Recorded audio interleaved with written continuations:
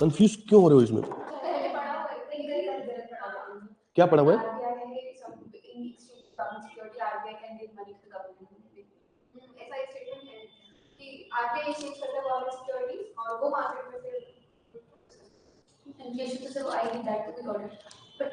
नहीं, वो जहां भी पढ़ा है वो करेक्ट नहीं पढ़ा है।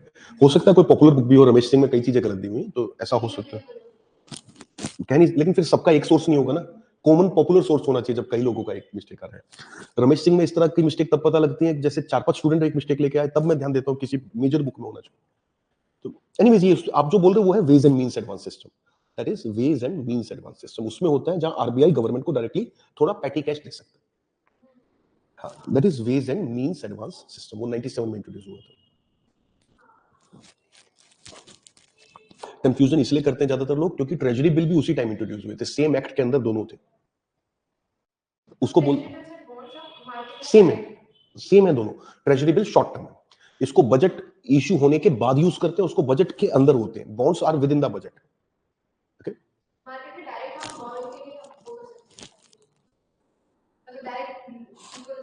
नहीं, लोगों को, कॉमन पीपल तक नहीं आते हैं, दे आर नॉट, इनमें प्राइवेट सेक्टर नहीं आ सकता परचेज में। हाँ, इसमें फाइनेंशियल सिस्टम ही रहता है, इंस्टीट्यूशन रहते हैं, एनबीएफसी और बैंक वही रहते हैं। लेकिन इतना टेक्निकल नहीं पूछेंगे, डोंट वरी, उतना टेक्निकल नहीं जाएंगे। शॉर्ट टर्म लॉन्ग टर्म इतना ही मैटर करता है। और एक इसमें पॉइंट ये है कि स्टेट गवर्नमेंट इश्यू नहीं कर सकती। Okay, state government can not issue treasury bill.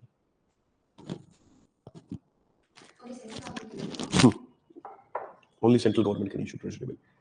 Ways and means advance में दोनों को सपोर्ट मिलता है आरबीआई से।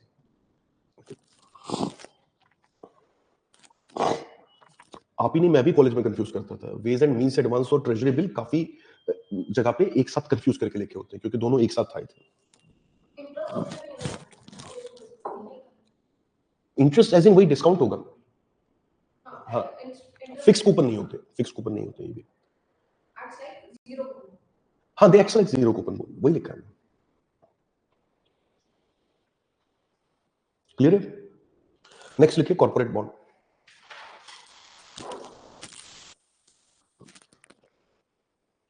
Again, we just have to write 2 lines, right? Usually coupon bonds, corporate bond, coupon bonds होते हैं, and right? Of course, private sector issue कर सकता है। प्राइवेट सेक्टर को भी कंफ्यूज मत करना, पीएसयू भी इश्यू कर सकती है। ओके, पीएसयू भी उसी का पार्ट है। So lot of student unnecessarily think मतलब पीएसयू कुछ अलग है प्राइवेट सेक्टर से। सो right, these can be issued by select PSUs and private companies. These can be issued by select PSUs and private companies approved by SEBI.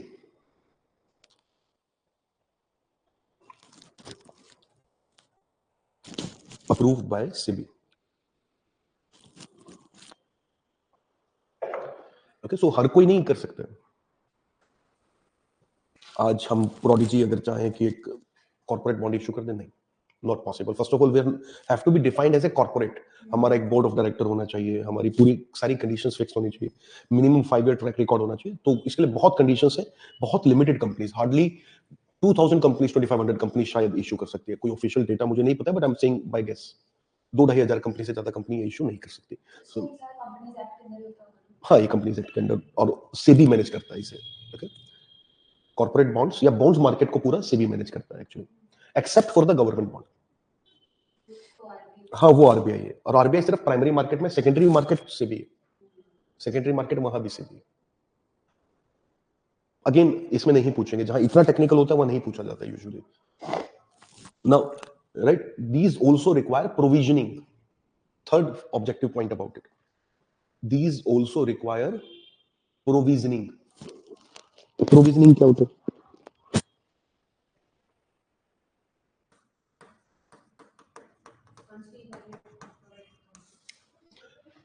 They have to keep aside some assets. Okay, company को इसके लिए कुछ asset अपने block करने पड़ते हैं। In bracket, sorry, नहीं, dividend से रिलेटेड नहीं है, रिस्क कवर करने के लिए। मतलब अगर मैं आज कॉमन पब्लिक से 15 करोड़ रुपए बॉन्ड के थ्रू ले रहा हूं, तो 5 करोड़ रुपए के कंपनी के कोई भी और फिजिकल फिक्स एसेट मुझे ब्लॉक करने पड़ेंगे कि ये मैं जब तक पैसा लोगों को वापस नहीं करता इसको बेच नहीं सकता। ओके, अटैच हो जाते हैं वो कुछ टाइम के लिए कोलेट्रल की तरह। कोलेट्रल नहीं होता है, किसी को देना नहीं होता है, इसलिए कोलेट्रल नहीं कहेंगे। इसके लिए टर्म होता है प्रोविजनिंग, अपना ये एक टर्म है, सो वही, but similar to what you can consider collateral. हाँ, उर्दू में इसके लिए एक्चुअली शब्द है, क्योंकि हमारा लीगल सिस्टम तो सारा फारसी में था ना, तो ऐसे समझ सकते हैं कि जो हमारा what was the other word we were saying, provisioning and अभी which I was saying collateral. Collateral is more like जमानत and this is more like Amanat. Okay, so ये थोड़ा डिफरेंस है, बहुत ज्यादा डिफरेंस नहीं, बट ऐसा कह सकते हैं। अभी क्लियर है? सो उसको अपने पास ही रखना पड़ता है, बट वो उसको बेच नहीं सकते। मीनवाइल कोई लैंड या कोई इस तरह से, आपको इतना ही पता होना चाहिए प्रोविजनिंग रिक्वायरमेंट है, बस ये पूछा जा सकता है। नेक्स्ट है commercial paper. Commercial paper, okay, so just like your treasury bills are cousin of government bond, they are cousin of corporate bond. Okay, that's right, same as corporate bond but less than 1 year maturity. That's it. Paper same as corporate bond but less than 1 year maturity. That's it. मतलब short maturity के corporate bond को हम commercial paper कहते हैं।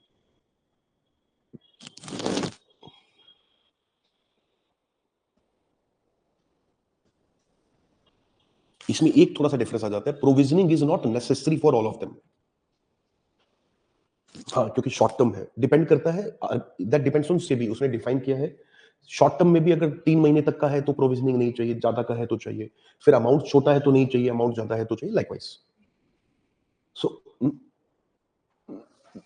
what I've said, I think all of these do not have provisioning requirement. तो इनमें कुछ में होती है, कुछ में नहीं होती, और इतना टेक्निकल वो फिर लीगल मैटर हो जाएगा, हमारे काम का नहीं। Okay, it depends upon how much amount is there and which company is there, उस कंपनी की क्रेडिट रेटिंग क्या है। It also depends upon duration. So number काफी कॉम्प्लेक्स होता है कैलकुलेशन। So आरबीआई सेबी अपने आप देखता है।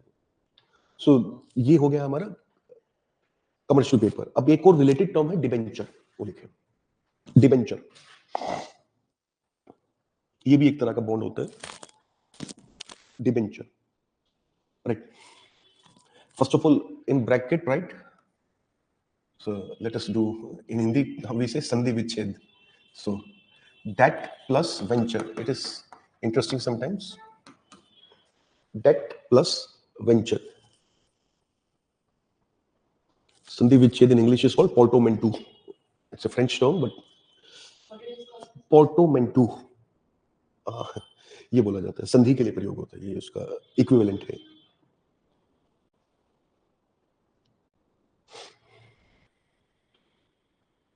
Date plus venture. सो इसका मतलब क्या है, लोन लेके शुरू किया हुआ बिजनेस एक्चुअली। ओके, सो अभी how do we define debenture, right. इसको डिफाइन करने के लिए हम रिवर्स क्राइटेरिया यूज करेंगे, right. Corporate bonds are also defined as non convertible debentures. Corporate bonds are also defined as non convertible debentures.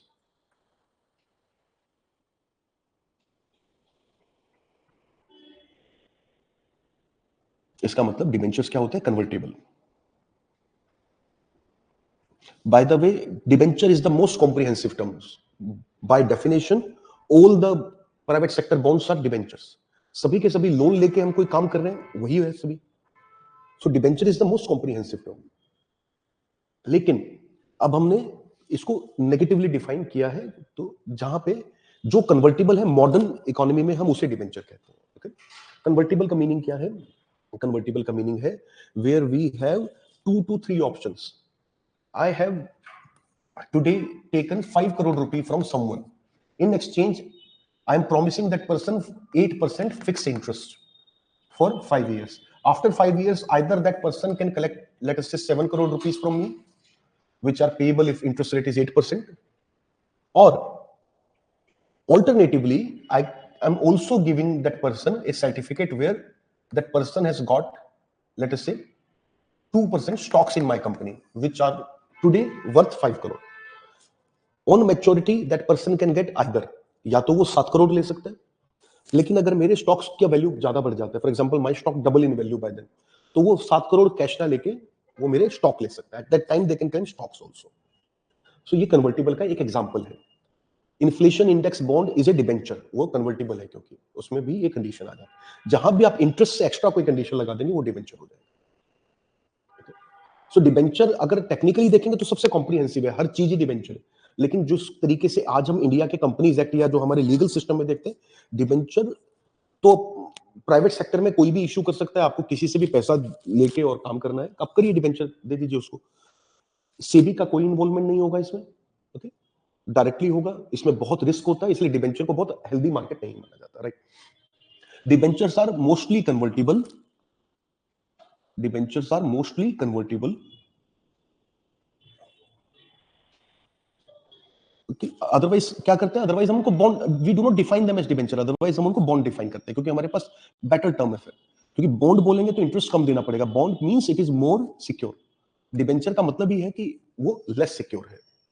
So actually इसको थोड़ा मैं ऐसे समझा सकता हूँ, शुरू में सब चीजें डिबेंचर होती थी, फिर कुछ लोगों ने अपने डिबेंचर्स को बॉन्ड बोलना शुरू किया, ऐसा समझ सकते कि ये देखो ये हमारा डिबेंचर ज्यादा सेफ है, तो वो बॉन्ड, फिर बॉन्ड ही पॉपुलर हो गई।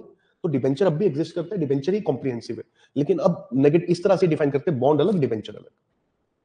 So usually debenture means more comprehensive, sorry debenture means convertible and also more risky. नहीं, क्योंकि सेबी है ही नहीं ना, मॉनिटर ही नहीं कर रहा है कोई, वो रखे ना रखे मैटर ही नहीं करता, वो कह देगा नहीं रखेगा, कोई बीच में लीगल एजेंसी नहीं है, ओके, राइट। क्या लिखा है हमने अभी तक, they are usually convertible and considered highly risky, considered highly risky due to lack of oversight, that's all, इतना ही हमारे लिए इंपॉर्टेंट है। due to lack of oversight means regulation, oversight or regulation, sorry, not lack of regulation, due to oversight, not lack। oversight मतलब जिन पे हमारी नजर नहीं पड़ती उसको बोला जाता है oversight। due to oversight मतलब जो फाइनेंशियल मार्केट का पार्ट रेगुलेटर से इग्नोर हो जाता है, उसको बोलते हैं हम ओवरसाइट। क्योंकि टेक्निकली सेबी के अंडर आते हैं, लेकिन सेबी उतना मॉनिटर नहीं कर सकता। आज 5 लोग आपस में मिलकर क्या ट्रेड कर रहे हैं, क्या एग्रीमेंट कर रहे हैं, हर चीज सेबी नहीं देख सकता, इस सेंस में ओवरसाइट है। Clear? So these are the financial market terms. Now let us come to additional bond terms, right? Next, blue/green bonds, ये भी एक नया कॉन्सेप्ट है, blue और green bonds, so right, these are certified bonds, these are certified bonds where a regulator such as World Bank, SEBI, where a regulator such as World Bank, SEBI, Green NGT, National Green Tribunal, NGT, provides certificate that money raised by a bond, that money raised, RAISED, raised बोला जाता है, this is the most common way to write, that money raised, RAISED, raised by a bond will be used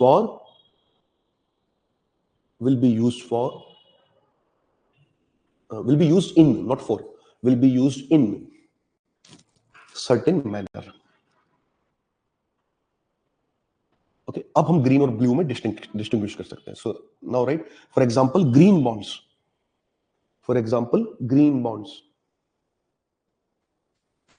raise money for clean energy, for example green bonds raise money for clean energy, afforestation, these are examples, there are so many different examples, I'm just giving you a handful. Afforestation,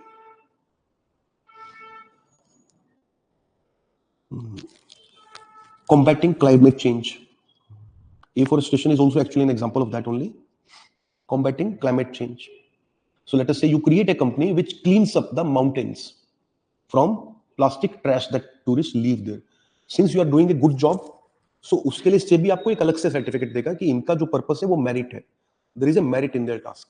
उसके लिए जब आप bond issue करोगे तो आपको बहुत कम interest देना पड़ेगा। There will be buyers who will finance your work, क्योंकि आपके पास एक सर्टिफिकेट है जो बायर को बताता है कि ये अच्छा काम कर रहे हैं। So there are people who will finance you for zero interest also. There are people who will finance you for 2% interest. So you can get loan for much less interest. That is the core concept behind it. Signify to those people who want to support some social, environmental or general work. तो उन लोगों को वो एक signal देना है कि ये एक अच्छा पर्पस है। Okay?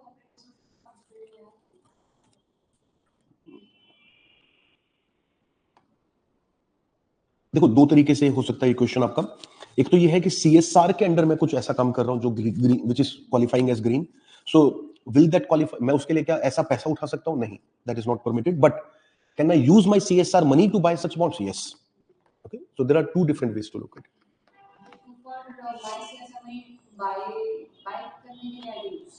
सॉरी, हाँ, दूसरी कंपनी के ग्रीन बॉन्ड बाय करने के लिए आप अपना CSR यूज कर सकते हैं, लेकिन उसका कुछ कंपोनेंट ही काउंट किया जाएगा। फॉर एग्जांपल, मैंने बॉन्ड खरीदा 10 करोड़ का, 10 करोड़ मेरा वो खर्चा नहीं माना जाएगा। इसका एक बहुत छोटा कंपोनेंट, इसके कन्वर्जन टेबल होते हैं, इसमें से 5% या मान लीजिए 15% को आपका कंट्रीब्यूशन माना जाएगा CSR के। मतलब पूरा 10 करोड़ तो आपने नहीं दिया। ओके, आपको इसमें इंटरेस्ट भी मिल रहा है, आपका पैसा भी वापस आएगा, तो बेसिकली आपने खर्च कहाँ किया फिर? सो जो इसमें आपने सब्सिडी दे दी इंटरेस्ट की, उतना ही कंपोनेंट काउंट होगा। ठीक है, that is how it works. So blue bonds भी सेम होते हैं but in marine, right? Similarly blue bonds are doing similar work in marine investments और इन, हाँ, मरीन इन्वेस्टमेंट लिखे, इन मरीन सेक्टर और marine investment. Blue bonds are doing similar work in marine sector. Okay, तो blue bond हो गया। अभी ये तो शुरुआत है, ये भी पूरा LGBTQ की तरह पूरा रेनबो बनेगा, अभी पिंक आएगा, येलो आएगा। Okay, using money for women empowerment, issue pink bond. Okay, अभी ये होगा, दिस इज जस्ट स्टार्टिंग। क्योंकि गॉडफादर 1 चलते तो 2, 3 भी आती है। Okay, clear? Next right, social impact bond, ये भी इसी कैटेगरी में है।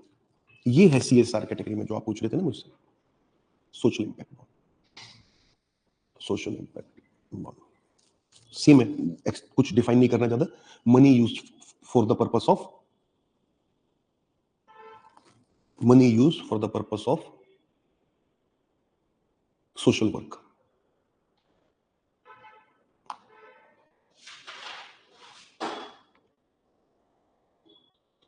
अब एक नया और कॉन्सेप्ट है, zero coupon zero principal bonds. Zero coupon, zero principal bond, which is also old wine in new bottle because we like to create new terms. नया काम नहीं कर पा रहे तो कम से कम एक नई टर्म डिफाइन कर देते हैं। This is very common thing, और लेफ्ट लिबरल कम्युनिटी में उससे भी ज्यादा है, बहुत कॉमन है। At least we should be appearing to be doing something. So जो हमारा ट्रेडिशनल डोनेशन होता था उसी का नया नाम है zero coupon zero principal. Coupon मतलब इंटरेस्ट नहीं देंगे, जीरो कूपन, जीरो प्रिंसिपल मतलब पैसा भी वापस नहीं देंगे, तो वो डोनेशन है, सेम एज डोनेशन, लेकिन नहीं, उसको एक कॉम्प्लेक्स नया टर्म बनाना है। so,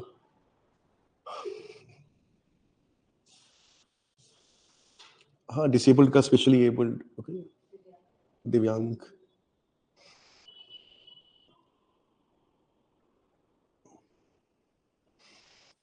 गांधी जी का भी वही था, शेड्यूल्ड कास्ट की जगह हरिजन, नाम बदल दो एटलीस्ट। सो ये टोकनिज्म है। Tokenism is one of the very big problem, and unfortunately जो हमारा फेमिनिज्म है उसमें टोकनिज्म बहुत ज्यादा आ गया। एक्चुअल वर्क नहीं होगा, बस नाम होगा कि हिलेरी क्लिंटन को इसलिए प्रेसिडेंट बना दो क्योंकि विमेन एम्पावरमेंट हो जाएगा, but she could not justify even in a single speech क्यों हो जाएगा। Trump could have been easily defeated, but the problem कि आपका जब टोकनिज्म के नाम पे कैंपेन होगा तो फिर ऐसा होगा।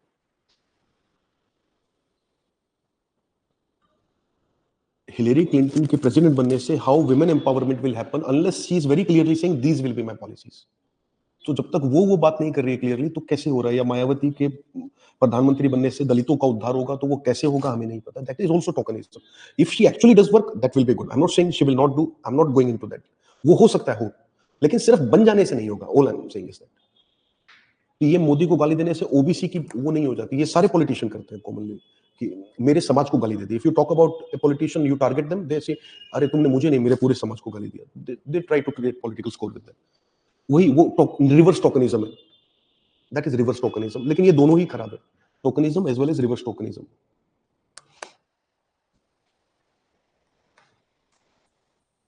क्लियर है? Zero coupon zero principal same as donation. इसका हमारे यहाँ बड़ा इंपॉर्टेंट रेलेवेंस है क्योंकि इंडिया का एक बॉन्ड इसका एग्जांपल है। Tell me which bond? नहीं, फॉर एग्जांपल इलेक्टोरल बॉन्ड। हाँ, इलेक्टोरल बॉन्ड इसका एग्जांपल है।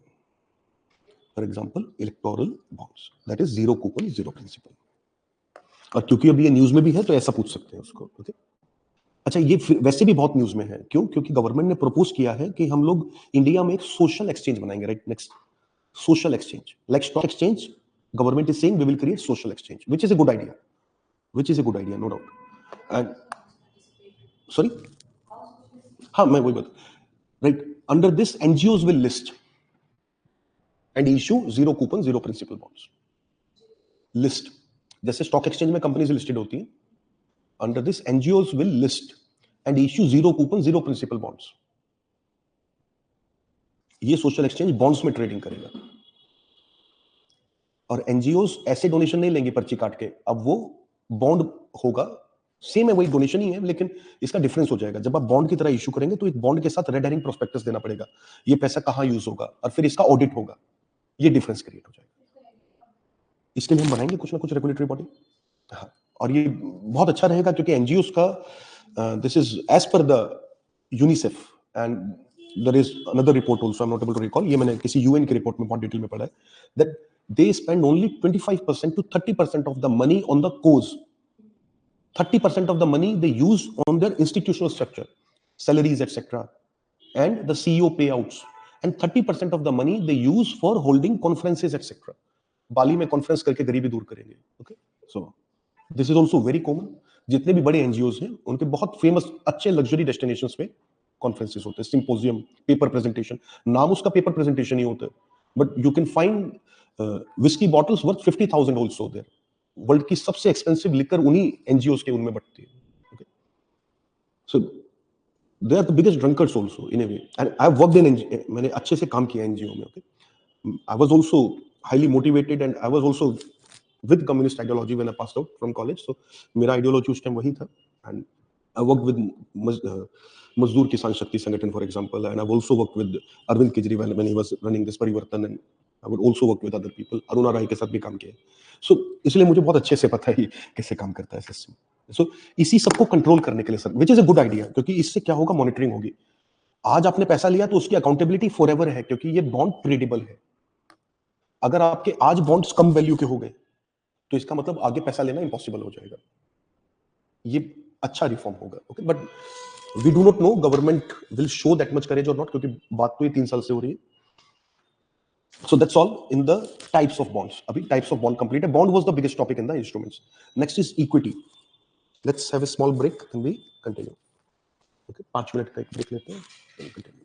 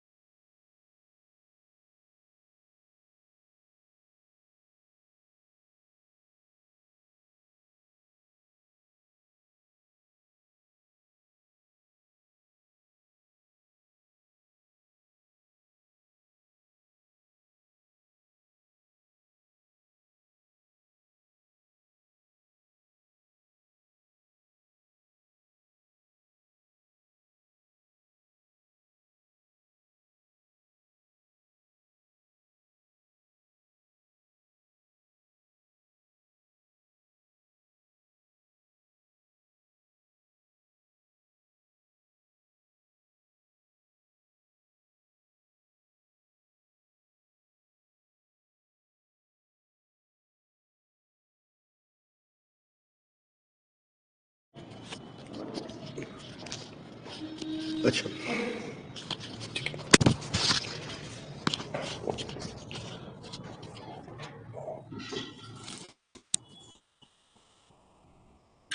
yes, is it audible now? Can students confirm? Okay, fine. So we were talking about certificates of deposits. So just like we have a demand draft, it is like that. We need it to make payment to someone. Okay, but इसमें difference ये होता है कि इसकी maturity जो है वो 2 महीने बाद 6 महीने बाद होगी. So the other person can get money only after a fixed period of time. This is a very secure thing because, for example, ये trade payment के लिए जैसे मैंने आपको बताया वहां use होता है largely. For trade payments we use certificate of deposits. So I have taken material from someone. I need to make payment. I'm going to make payment after 2 months, not today. I need to give other person security, मुझे उसको कोई security देनी है, तो वो certificate of deposit is the best type of security. मैं उसको एक सर्टिफिकेट दूंगा जो बैंक ने इश्यू किया है, बैंक कहेगा कि इनके 10 लाख मेरे पास रखे हैं, आपको 6 महीने बाद मिलेंगे, nobody can withdraw it, आपको ही मिलेगा बट 6 महीने बाद मिलेगा। Now the other person is security. Okay, so bank अगर वो गारंटी दे तो वो सर्टिफिकेट ऑफ डिपॉजिट। इंटरेस्ट इसमें मिलता है एक्चुअली, अगर मुझे 10 लाख का पेमेंट करना है ना, तो मैं आज बैंक को समथिंग लाइक 9.7 लाख रुपीस दूंगा और बैंक बाद में 10 लाख रुपए होने देगा, तो in a way I am getting interest in it. ठीक है, और या फिर बैंक अगर मेरा उनके साथ अकाउंट है तो बैंक मेरा कुछ अमाउंट फ्रीज कर देगा, इंटरेस्ट तो उसमें मिलता ही रहेगा बट फ्रीज कर देगा कि इतना अमाउंट मैं विड्रॉ नहीं कर पाऊंगा, तो इसमें दोनों की सिक्योरिटी हो जाती है। तो ये बहुत ज्यादा यूजफुल है ट्रेड पेमेंट्स के लिए और मर्जर एक्विजिशंस में। मैंने किसी कंपनी को अक्वायर करना है but I do not want to make entire payment in the beginning, I want to hold some payment कि एक्विजिशन के बाद कुछ चैलेंजेस आते हैं, लेबर यूनियन प्रॉब्लम करती है, कुछ और है, तो I want old owner to support me. अगर उसको पूरा पैसे दे दिया तो वो बहामास में गायब हो जाएगा, so I need that support today. तो इसलिए हम उसको पूरा पेमेंट नहीं करेंगे, 6 महीने हम उसको होल्ड रखेंगे अपने साथ, but that other person need security, क्योंकि वो कंपनी टेक्निकली पूरी मेरे नाम आज कर रहा है, तो उसको कन्विंस करने के लिए मैं बैंक में पैसा डालूंगा, बैंक विल हेल्प अस। तो इस तरह के ज्वाइंट अकाउंट होते हैं, उनको बोलते हैं एस्क्रू अकाउंट।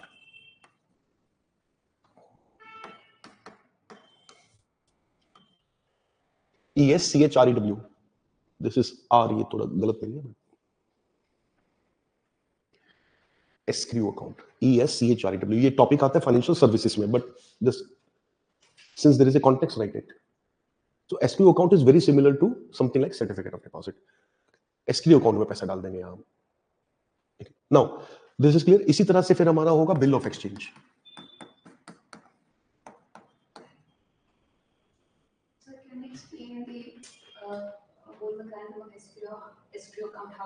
ज्वाइंट अकाउंट होगा दोनों का, लेकिन इसमें से पैसा नहीं विड्रॉ कर सकता है अदर पर्सन, दोनों ही नहीं कर सकते विड्रॉ। तो सर्टिफिकेट ऑफ डिपॉजिट है जैसे, वैसे ही है ये भी।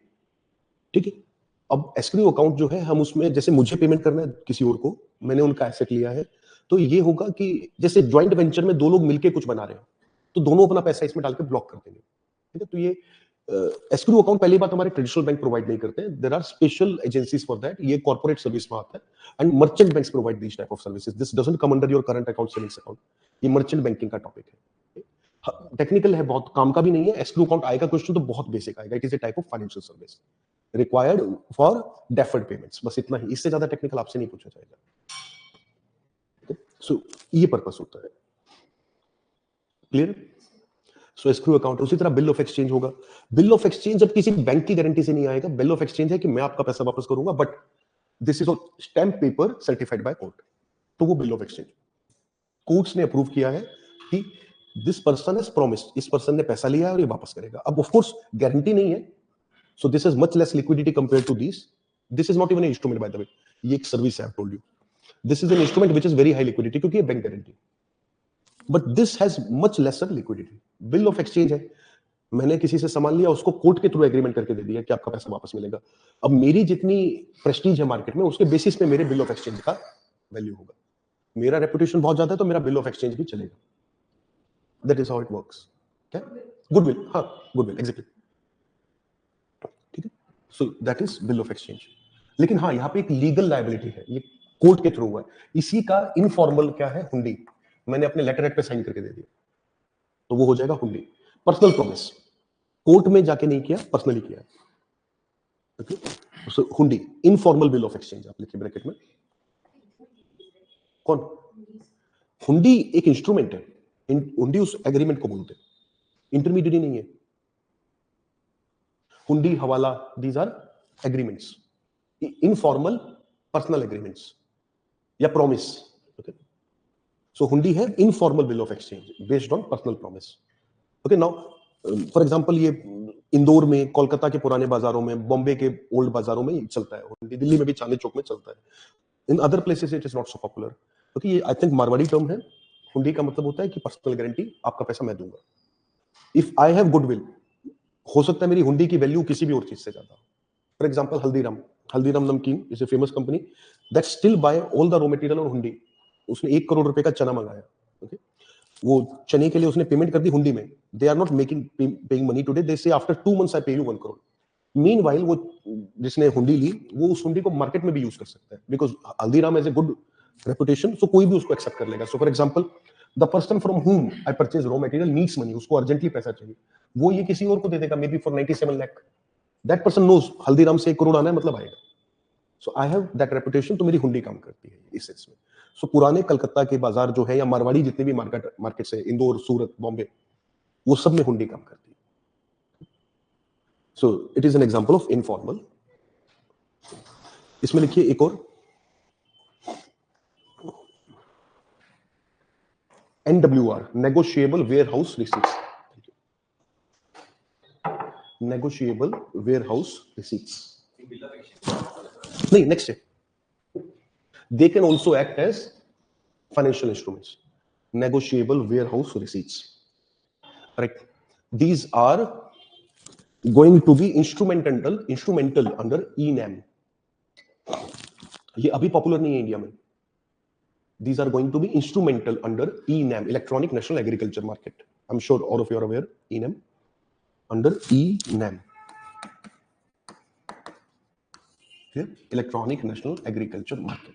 So one of the student actually write INAM. Okay, so thought I was saying the Urdu word, okay? For price. So ये कैसे काम करता है? NWR, negotiable warehouse receipt. Farmer bring the crop. Farmer's crop will be sold whenever it will be sold, because वहां पे ENAM में क्या होगा, ऑनलाइन ऑक्शन होंगे across India. So you just need to bring your crop and deposit it in a central depository.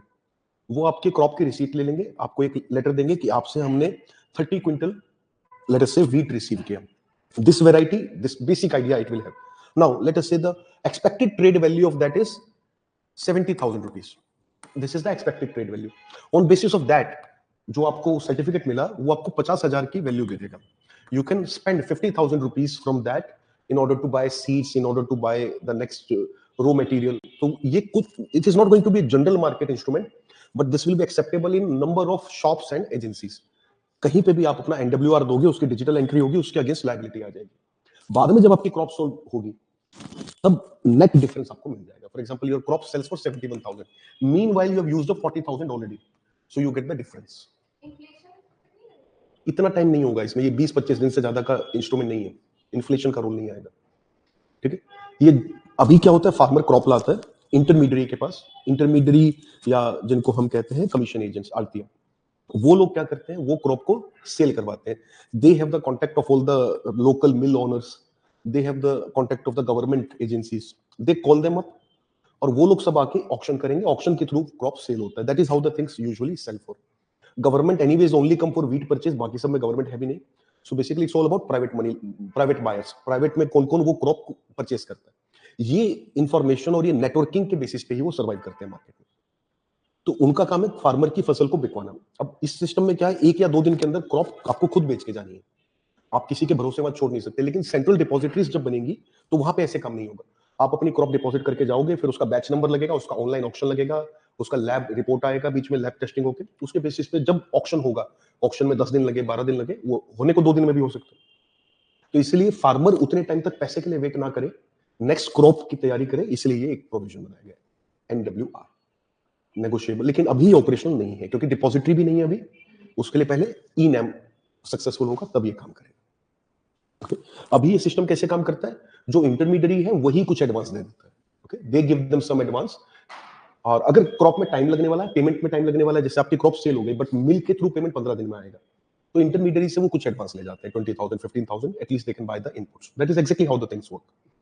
तो अभी भी system वैसे ही काम करता है, लेकिन ये एक फॉर्मल सिस्टम हो जाएगा जिसमें कमीशन एजेंट की रिक्वायरमेंट नहीं होगी. But let me tell you one thing here, commission agent को हटाने की जो हमारी जिद है, उसी के कारण ENAM इंप्लीमेंट नहीं हो पा रहा है. मेरी डिस्ट्रिक्ट में एक्चुअली मेरे फादर ही वन ऑफ द कोऑर्डिनेटर है इसके ENAM की, works for this APMC in Haryana, so he is secretary there.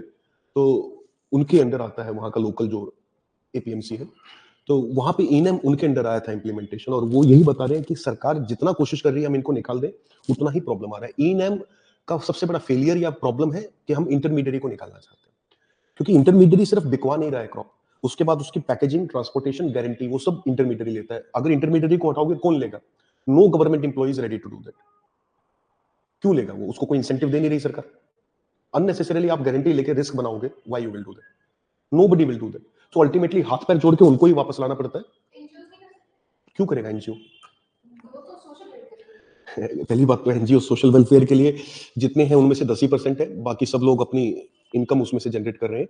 Secondly, NGO का ना तो ये एरिया है ना ये उनका एक्सपर्टीज है, इसमें एक एक्सपर्टीज भी होता है, सिर्फ ऐसा नहीं है कि एक छोटी सी मिस्टेक, मेरे पास दिन भर में 80 ऑक्शन हुए, 80 ऑक्शन मुझे शाम को सबको ट्रांसपोर्ट करके निकलना है घर पे।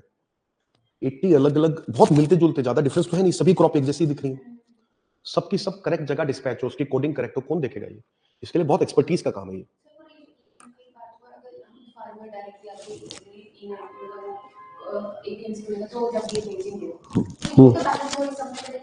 तो कौन करेगा वो? एपीएमसी में कौन काम करता है? एपीएमसी के पास तो स्टाफ ही नहीं होता, एपीएमसी में स्टाफ ही नहीं है, कौन करेगा? जो हमने ट्राई किया वहां 2-2 महीने तक सामान पड़ा रहा, बायर को पेमेंट, सामान नहीं मिला, पेमेंट तो पहले दिन हो गई फार्मर की, कौन करेगा? There has to be man power, कोई तो करेगा ना। सरकार के पास इतने एम्प्लॉय नहीं है, फिर एम्प्लॉय है तो रिस्क कौन लेगा? इसमें रिस्क भी तो इन्वॉल्व है। अगर मैंने एक डिस्पैच गलत कर दिया, उसका कॉस्ट कौन पे करेगा? वापस मंगाने का, दोबारा भेजने का? अभी इंटरमीडियरी का हेडेक है वो। तो इंटरमीडियरी 2% कमीशन लेता है, लेकिन वो बहुत अच्छी खासी सर्विस प्रोवाइड करता है system. It is not a rent seeking. हमारी जो सबसे, आप क्योंकि पब्लिक एडमिनिस्ट्रेशन के स्टूडेंट हो, मैं कुछ टर्म्स यूज कर सकता हूं।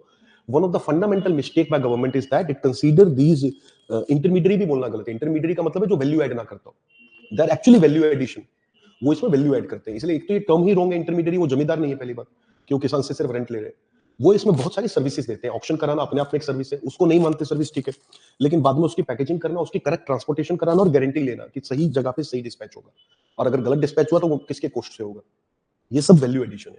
और जब तक आप वैल्यू एडिशन इंस्टीट्यूशन को रेंट सीकिंग इंस्टीट्यूशन की तरह ट्रीट करोगे तो मिस्टेक होगी। हमारी पूरी फंडामेंटल मिस्टेक ये है कि हम आज तक इनको इंटरमीडियरी समझते हैं, अब भी इंटरमीडियरी बोलते हैं। और एक्चुअल मार्केट की कंडीशन क्या है? गवर्नमेंट इनको 2% कमीशन देती है, 1.5% कमीशन देती है, डिपेंडिंग अपॉन द क्रॉप। उस 1.5% में जितना काम करते हैं, अगर हम इनको बाईपास करके खुद करना चाहें तो हमारा कुछ 6 से 7% आता है।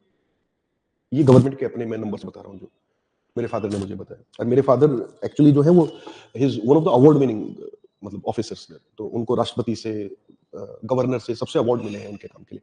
सो he has brought number of reforms there. So he found out कि ये सिस्टम काम नहीं करेगा जब तक इंटरमीडिएट को इंटीग्रेट नहीं किया जाएगा। तो अब क्या होता है, अभी जैसे I live in Sonipat district Haryana, तो वहां पे ईनेम ऑलरेडी, सोनीपत इज ईनेम हरियाणा में, ईनेम के अंदर 4 डिस्ट्रिक्ट है, तो सोनीपत उसमें। तो ईनेम में आखिरी में इंटरमीडिएट क्योंकि है नहीं, तो उन्हें वापस तो हमें लाना ही पड़ता है। Right now we bring them back as, अब उन्हें हम CNF के नाम से वापस लेकर आते हैं। अकाउंटिंग में एंट्री तो करनी पड़ेगी क्योंकि अल्टीमेटली काम वही करेंगे, तो उनको जो कमीशन जाता है वो लिखा जाता है carriage and freight agents. Ultimately वो कान ऐसे ना पकड़ के ऐसे पकड़ना है, बट वो उनके बिना काम नहीं हो पा रहा है। This is where the problem is.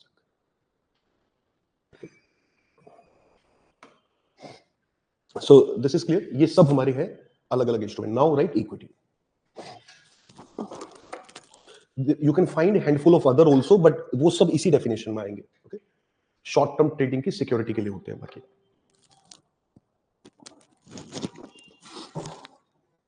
And you can say 99% of your debt market is bond, तो मतलब बॉन्ड ही है जो काम करता है, बाकी सब ठीक है, वो they exist, but 90% is bond.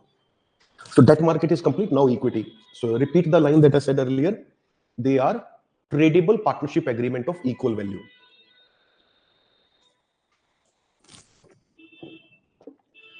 Tradable partnership agreement of equal value. इसलिए इनको equity बोला जाता है, equal. So let us say I make a tradable agreement with 5 people. कि आपको मैं अपनी कंपनी में 3% हिस्सा देता हूं, आपको मैं अपनी कंपनी में 2% हिस्सा देता हूं. Likewise we create agreement. Now this will never be considered equity. ये इक्विटी नहीं होता। इक्विटी क्या होता है? पहले हम कंपनी की टोटल वैल्यू को 10,000 यूनिट्स में डिवाइड करेंगे, जितना भी, it can be any number. Then someone wants to be 3% partner in my company, that person has to purchase 300 units, वो इसकी 300 यूनिट खरीदेगा। कोई 2% पार्टनर बनना चाहता है, वो 200 यूनिट खरीदेगा। कोई 20% पार्टनर बनना, सो likewise equity agreement like this. Otherwise जो ट्रेडिशनल हमारा होता है कि ठीक है मैं 3% कैपिटल देता हूं, ज्वाइन कर लेता हूं business, those are personal agreements. वो पार्टनरशिप एग्रीमेंट वो भी है, एग्रीमेंट होगा, but it will not be like this. So this is what's equity. So first of all, people agree that this company is worth, let us say whatever the value, 1 lakh है या 50 लाख है, फिर उसको divide करेंगे values में, इसको 100 units में तोड़ देते हैं, 10,000 यूनिट्स में, and then someone who wants 3% purchase 300, in 10,000 company की वैल्यू अगर 50 लाख है तो वो पे करेगा अभी 1.5 lakh for 3%. That is how it works. So this is equity. Clear? So basically we make partners. So the fundamental nature of the equity market is different from the bond market. Now right, the next line. Equity can be issued in two manners. Two manner or two method. Mechanism, whatever you want to do.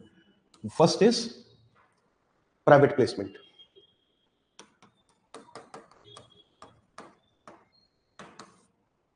Second is public offer,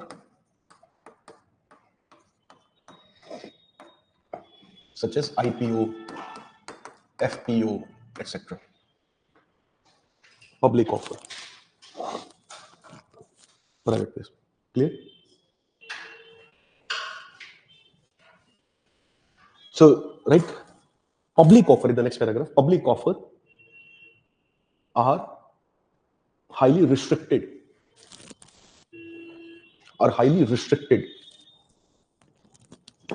to companies with good track record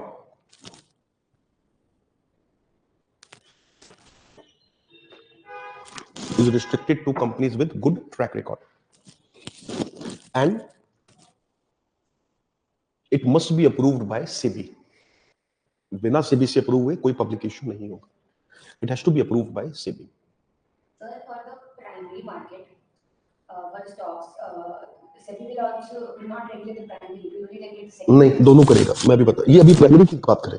जो हमने line लिखी है primary की बात है. Issue करते हुए आ गया तो प्राइमरी है. दोनों करेगा. दोनों करते. ऑक्शन में नहीं पार्टिसिपेट करेगा सर. ऑक्शन होगा ही नहीं अभी. बॉन्ड्स में अगर auction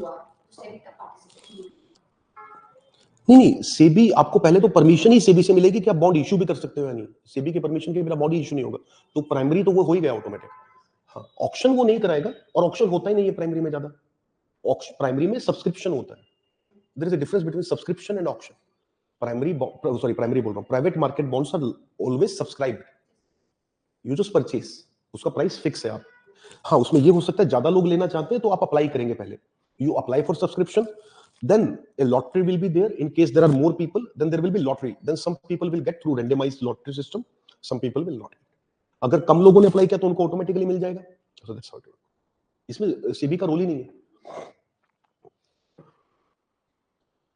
Are we clear? What was the last line that I was saying? It must be approved by SEBI. Okay. Now there was one more thing. Just give me 1 second. Since I lost the context, इसके बाद क्या था?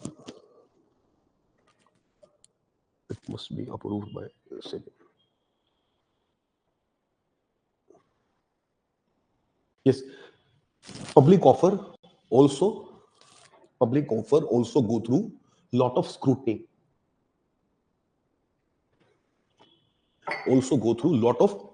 scrutiny. By public, common public. Scrutiny by public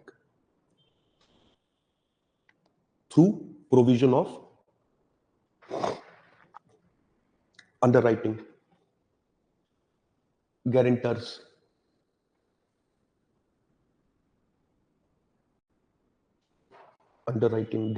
audit reports, and most importantly, red herring prospectus.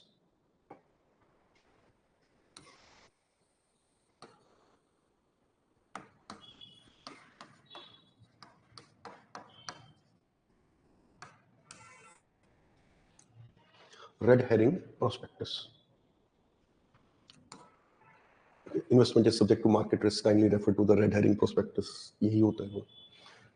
For what purpose you need money, how you will use money, in what time frame you are expecting to pay back, वो सब detail red herring में होती है.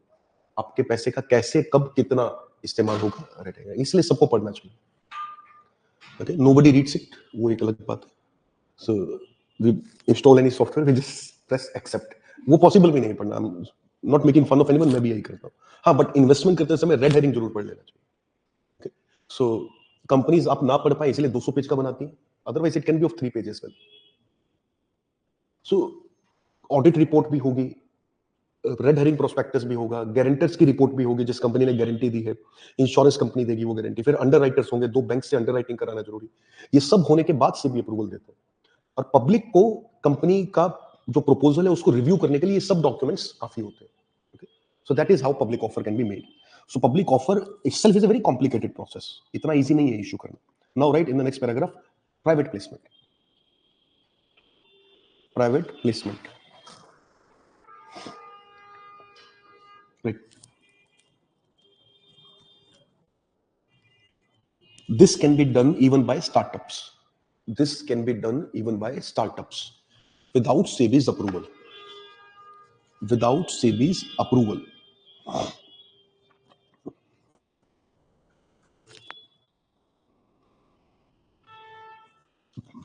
But number of partners are limited under, okay, आप उसमें ज्यादा लोगों को पार्टनर नहीं बना पाएंगे, but number of partners are limited under private placement. Private placement, okay, तो जैसे रूल है कि 500 से ज्यादा पार्टनर नहीं होंगे कंपनी में, जो भी ये नंबर चेंज होता है, that's why I do not bother with remembering, SEBI review this number regularly. So पहले 90 होता था जैसे एक टाइम पे, ओके, फिर ये बढ़ गया था, सो लाइकवाइज। सो इसका मतलब है कि रिस्क हाई होगा, कम लोगों में डिवाइड हो रहा है, इसलिए बहुत रिस्की होता है। okay? आप कंपनी के शेयर 1 करोड़ बना सकते हैं, लेकिन उसमें नंबर ऑफ पीपल बहुत कम होंगे जो खरीद सकते हैं, तो इसलिए आपको बहुत कम ही लोगों को बेचना है, तो रिस्क उन सबका बढ़ जाएगा। okay? Buyers typically include, seller तो मैं समझ में आ गया कंपनी है, buyers typically include following, right? First, angel investors. Okay, आप किसी से भी कंपनी में इन्वेस्ट कर देते हो, थोड़े शेयर्स ले लेते हो। इसका सबसे अच्छा एग्जांपल जो अब लोगों ने क्योंकि टीवी पे देखा है, तो शार्क टैंक, ओके, वो इसी का एक एग्जांपल है। वो एंजल इन्वेस्टर्स है जो शार्क टैंक पर बैठे हैं। Example, Ratan Tata, Anand Mahindra, these are some of the famous angel investors in India. Ratan Tata, Anand Mahindra और शार्क टैंक। शार्क टैंक उस तरह से रेपुटेशन उसका कुछ नहीं, but they are more popular among public because it's on TV. Okay, and all of these people have made good profits by the way. उन्होंने जिस company में भी पैसा लगाया, यूजुअली उसमें से अगर 2 भी सक्सेसफुल होती है, they get 100 times the return. So this is usually very risky thing, क्योंकि रिटर्न जहां से आएगी वहां से बहुत ज्यादा आएगी, अदरवाइज कंप्लीट लॉस होगा। अगर आपका कोई रिटर्न नहीं आया, then your money will be completely gone. यहां वैल्यू डिक्रीज नहीं होता, इवेपोरेट होता है। Second, VC funds, venture capital funds. Venture capital funds. Now, let's define this in one line, right? While angel investors are mostly individuals, okay? While angel investors are mostly individuals,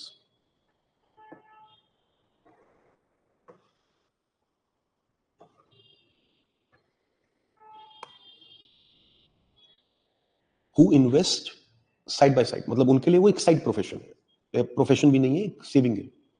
Who invest side by side? Yeah, I'm not able to think of a correct term actually. Okay, comma and continue this line. The VC funds are professional firms dedicated to this task.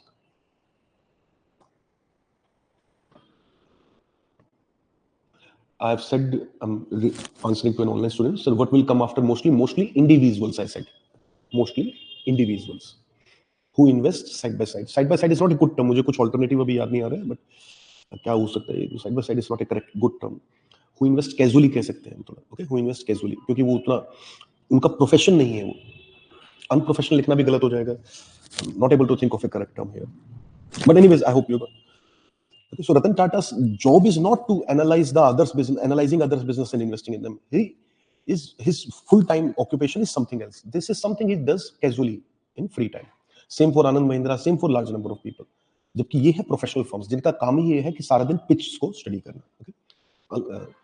What we have written in the last line after comma, the VCs are professional firms whose specialization is risk evaluation and equity investment. Risk evaluation, clear? So ये difference होता है। और कोई guarantee नहीं है कि किसको हम एंजल इन्वेस्टर बोलेंगे, किसको हम ये बोलेंगे.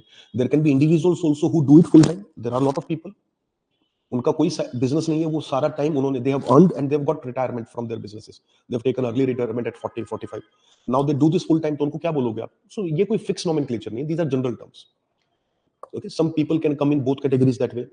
Next, right, investment banks. Third category is investment banks. So there are three categories actually here. Investment banks. Investment bank क्या करते हैं?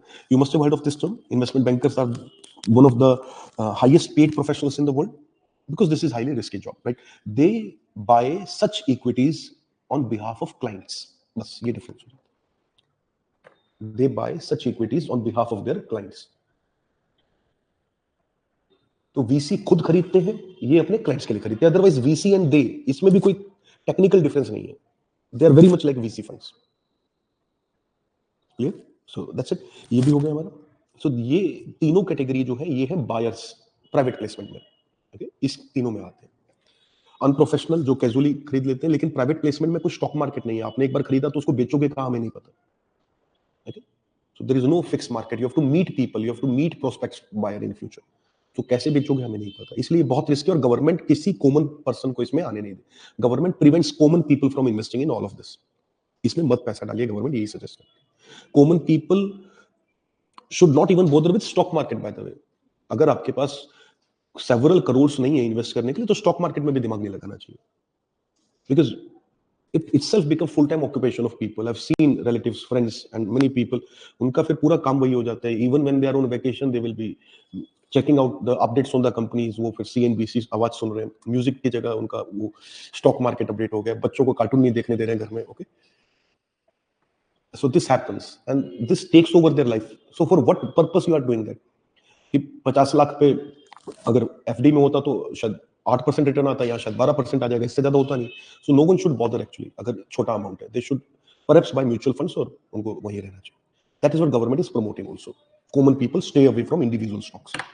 Mutual fund itself is risky enough. So this is all for private placement. Now right, public offer हमने वैसे लिख लिया, but उसके दो types थे, आईपीओ और FPO. Just one line on that. Public offer, under that right IPO, right, first time issue. पहली बार जब स्टॉक इश्यू होता है, first time issue. Then right under this FPO, further issues. कोई भी उसके बाद फॉलो अप होता है, इसका full form follow up public offer. So further issues are FPO. क्या डिफरेंस है दोनों में? इतना आना नहीं चाहिए एग्जाम में, बट क्योंकि ये फाइनेंशियल टर्मिनोलॉजी बहुत कॉमन लोगों की यूसेज में आने लगी है, इसीलिए इसमें परहैप्स वो पूछ रहे. सो डिफरेंस ये होता है, right, IPO are very complex and risky. IPO are very complex and risky compared to FPO. Because IPO does price discovery. IPO आने से पहले कंपनी की क्या वैल्यू है हमें नहीं पता. IPO does price discovery. IPO does price discovery. That's all. Okay? So for example, अभी एक कंपनी थी मामा अर्थ. ओके, उसका आईपीओ आने वाला था. तो वो आईपीओ पे इतने ज्यादा लोगों ने डाउट्स रेज किए, अल्टीमेटली सेबी ने उसको ब्लॉक कर दिया. सो उसमें क्या प्रॉब्लम था? उसमें प्रॉब्लम ये था कि कंपनी का प्रॉफिट मुश्किल से 30 लाख रुपीस है. This is the profit of the company last year. Even the revenues are not very high. Revenues are something like let us say 15 crore. I am saying, मुझे पूरा नंबर याद नहीं, but profit definitely was 30 lakh. Revenue भी ऐसा कुछ होगा 15-20 crore. Company को लगता है कि हमारी मार्केट वैल्यू है 120 crore. On what basis you feel your company is worth 120 crore rupees? 30 lakh का प्रॉफिट है, पहली बार प्रॉफिट है, इससे पहले हर साल लॉस किया आपने, और आप लोगों से स्टॉक मार्केट से पैसा लेना चाहते हो 120 करोड़ की वैल्यूएशन पे. और उसमें जो प्रोमोटर है कंपनी के, जो ओनर है, दोनों husband wife, they want to sell all their equity. वो उससे बाहर जाना चाहते हैं. इसका मतलब आपको अपने कंपनी में खुद कॉन्फिडेंस नहीं है. अगर ओनर अपनी कंपनी के शेयर बेच रहा है तो it's a very risky sign. अगर आपको लगता है आपकी कंपनी की वैल्यू गिरेगी तब ओनर शेयर बेचता है. तो सेबी ने इसको ब्लॉक किया फिर बाद में. तो ये इस तरह के जो स्टॉक्स हैं ना, ये बड़े रिस्क, क्योंकि हमें नहीं पता कंपनी का क्या वैल्यू है. कंपनी किसी भी वैल्यू पे मार्केट में आ सकती है. आईपीओ के साथ यही हुआ, सॉरी पेटीएम के साथ यही हुआ था.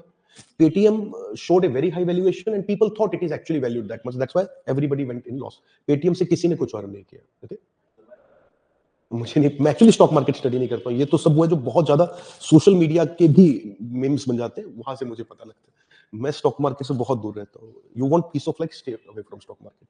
हाँ, जितना इकोनॉमिक्स के टीचर होने के उस पर मुझे पता होना चाहिए वो पता है। इंडिविजुअली मैंने सिंगल रुपी स्टॉक मार्केट में नहीं डाला है। So this is what we have. ये कंप्लीट हो गया हमारा types of instrument. Instrument topic itself is complete. Sorry, FPO लिखवा दिया मैंने, फॉलो अप, मतलब पहली बार आपने स्टॉक इश्यू किया, उसके बाद आपको और शेयर बेचने तो एफपीओ से आएंगे, लेकिन हाँ उसी वैल्यू पे आएंगे ना आपका। जैसे रिलायंस का स्टॉक ऑलरेडी लिस्टेड है मार्केट में, मुकेश अंबानी को रिलायंस एनर्जी में ही और रिलायंस इंडस्ट्री में ही और इन्वेस्टमेंट करना है, तो वो रिलायंस का तो ऑलरेडी आईपीओ आया हुआ है, तो वो क्या करेगा? What Mukesh Ambani will do in this case, he will issue FPO. He has 58% share holding in the company, तो वो क्या 5% अपने शेयर और बेचना चाहता है, तो वो एफपीओ हो गया, फॉलो पब्लिक ऑफर। ये बिल्कुल फ्रेश दोबारा से नए लोगों को शेयर इश्यू होंगे थ्रू द सब्सक्रिप्शन प्रोसेस। ठीक है, तो अब इसमें कोई रिस्क नहीं है क्योंकि पहले से कंपनी लिस्टेड है, प्राइस है। सो एफपीओ के साथ कोई ना कंट्रोवर्सी है ना इश्यू है। एफपीओ में कंट्रोवर्सी होती है तो ये होती है यूजुअली कि कुछ कंपनीज एफपीओ के बहाने से they reward select few people. FPO common public के लिए ना आके वो पहले से ही फिक्स होता है कि किसको एक्स्ट्रा शेयर मिलेंगे, जैसे अडानी में हुआ था last year. Okay, Adani could not issue that FPO क्योंकि उसी से पहले हाइडेनबर्ग की रिपोर्ट आ गई थी, बट एफपीओ जो अडानी का आने वाला था उसमें वो पहले ही उनके कॉर्पोरेट फ्रेंड्स जो है उन्हीं को शेयर्स मिलने थे, क्योंकि वो शेयर बहुत कम प्राइस पे आ रहा था।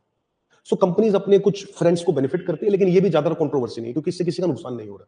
और इसमें भी ये है कि वो लोग वो हैं जिन्होंने ओरिजिनल आईपीओ में अप्लाई किया था, उन्हीं को बेनिफिट दे सकते हो पैसे कि आपने ओरिजिनली हम पे ट्रस्ट किया था, हम आपको रिवॉर्ड करेंगे कि फॉलो अप ऑफर में आपको शेयर्स मिलेंगे। तो इसको लेकर थोड़े ट्रांसपेरेंट रूल्स है। तो अडानी के जो स्टॉक्स मिलने थे वो इन्हीं को मिलने थे, Tatas, Mahindra, okay, Ambani, corporate friends. तो एफपीओ में ये यूजुअली अपने सर्कल के लोगों को बेनिफिट करते हैं और ज्यादा कोई कंट्रोवर्सी है नहीं, और ये भी इकोनॉमिक्स से रिलेटेड नहीं है। This is more into corporate governance. So that's all, हमारा ये कंप्लीट हो गया। मार्केट में भी हमें ज्यादा टाइम नहीं लगेगा बिकॉज मार्केट में मुझे सिर्फ ये एक्सप्लेन करना है what is primary market. That equity हमने कर लिया है, इसको थोड़ा सा एनालाइज करेंगे कि इसका रोल क्या होता है इकोनॉमी में, how do they impact. So it will take 20 minutes, I think, to cover markets. Next, after that, will be banking, NBFC, and RBI. So ये कल हम करेंगे. Introducing the Prelims Target course and Prelims Test Series at Prodigy IAS. Designed for UPSC Prelims 2026, this comprehensive program offers in-depth classes on history, geography, science and tech, environment, polity and governance, and economy. Stay updated with current affairs and sharpen your skills with our Prelims Test Series consisting of 50 full-length tests covering all subjects along with CSAT. Join Prodigy IAS and stay ahead.